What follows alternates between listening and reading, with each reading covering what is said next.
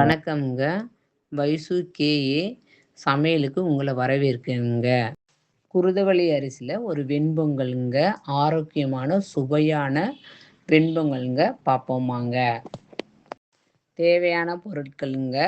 சின்ன வெங்காயம் 10ங்க, பச்சை மிளகாய் 2ங்க, கருவேப்பிலை 5ங்க, பூண்டு 4ங்க, இஞ்சி துண்டு 1ங்க, மிளகு 1 டீஸ்பூனுங்க, சீரகம் 1 டீஸ்பூனுங்க, கடுகு 1 டீஸ்பூனுங்க, நல்லெண்ணெய் 2 குழிக்கரண்டிங்க, குதிரைவாலி அரிசிங்க 300ங்க, பாசிப்பருப்பு 100 கிராமுங்க, மஞ்சள் தூள் 1 டீஸ்பூனுங்க, உப்பு தேவையான அளவுங்க, பெருங்காயத்தூள் 1 டீஸ்பூனுங்க. செய்முறைங்க. கேஸை பற்ற வச்சுக்கோங்க. ஒரு பாத்திரத்தை எடுத்து வச்சுக்கோங்க. நல்லா காய விட்டுக்கோங்க. 2 குழிக்கரண்டி நல்லெண்ணெயை ஊற்றிக்கோங்க. நல்லா காய விட்டுக்கோங்க. 1 டீஸ்பூன் கடுகு போட்டுக்கோங்க. நல்லா பொரிய விட்டுக்கோங்க. மிளகு சீரகத்தை கொஞ்சம் லைட்டாக தட்டிக்கோங்க. தட்டி போட்டுக்கோங்க. அதையும் கொஞ்சம் பொரிய விட்டுக்கோங்க. இஞ்சி பூண்டு அதையும் லைட்டாக தட்டிக்கோங்க. தட்டி வெங்காயம், பூண்டு, கருவேப்பிலை, பச்சை மிளகாய் எல்லாத்தையும் ஒன்றா போட்டு லைட்டாக கிளறிக்கோங்க. கொஞ்சம் வணக்கவும். பாசிப்பருப்பு எடுத்துக்கோங்க.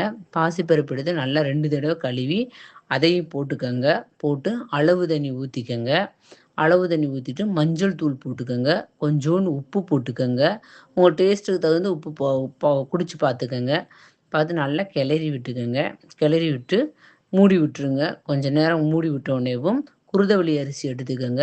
300 கிராம் குருதவள்ளி அரிசி எடுத்து 2 தடவை கழுவிக்கோங்க. கழுவி வச்சுக்கோங்க.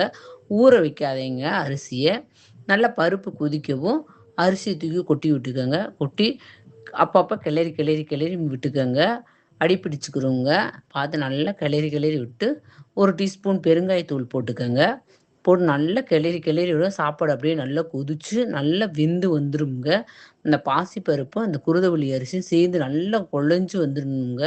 நல்லா குழஞ்சி நல்லா 2, 3 தடவை கிண்டி கிண்டி மூடி மூடி விடுங்க. சூப்பராகிருங்க. நல்லா கிண்டி விட்டுக்கோங்க. கிண்டி விட்டு ஒரு தட்டை வச்சு மூடி விட்டுக்கோங்க. மூடி விட்டு ஒரு 5 நிமிஷம் இஞ்ச விட்டுக்கோங்க. இஞ்ச விட்டுட்டு இதோட பாசிப்பருப்பு சாம்பார், ஒரு உளுந்த வடை வச்சு சாப்பிட்டு பாருங்க. எனக்கு ரொம்ப பிடிச்சமான சாப்பாடுங்க. நீங்கள் செஞ்சு சாப்பிட்டு பாருங்க.